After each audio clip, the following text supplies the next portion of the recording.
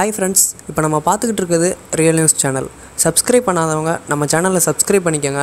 கூடவே பக்கத்தில் உள்ள பெல் சிம்பிளையும் கிளிக் பண்ணிக்கோங்க.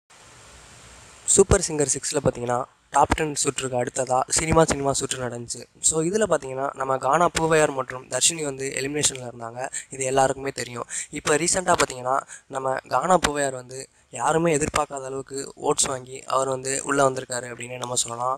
ஸோ அப்போது அவரோட ஒரு ரொம்ப உருக்கமான ஒரு பேச்சு என்ன அப்படிங்கிறது பார்த்தீங்கன்னா மக்களுக்கு வந்து ரொம்பவே பிடிச்சிருந்துச்சி அப்படின்னு சொல்லியிருக்காங்க.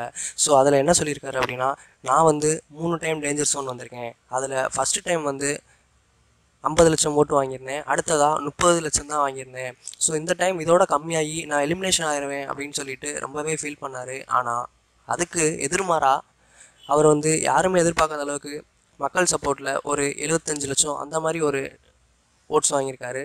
ஸோ இதனால தான் மக்களுக்கு வந்து அவரை ரொம்பவே பிடிச்சிருக்கு இந்த எளிமைத்தனத்தினால. இருந்தாலும் இன்னும் அவர் முறையாக பாட்டு கற்றுக்கல. ஸோ இப்போ தான் அவர் வந்து இதுக்கான ஸ்டெப்ஸை வந்து எடுத்திருக்காரு அப்படின்னே நம்ம சொல்லலாம். ஸோ அவர் கண்டிப்பாக ஒரு நல்ல சிங்கராக வருவாரா அப்படிங்கிறத உங்களோட கமெண்ட் பாக்ஸில் தெரிவிங்க. மேலும் இந்த வார டேஞ்சர் ஜோனில் யாரெல்லாம் வருவாங்க அப்படிங்கிறீங்களோ அதையும் உங்களோட கமெண்ட் பாக்ஸில் தெரிவிங்க. மேலும் இந்த வீடியோ பற்றிய கருத்துக்களை உங்களோட கமெண்ட் பாக்ஸில் மறக்காமல் தெரிவிங்க.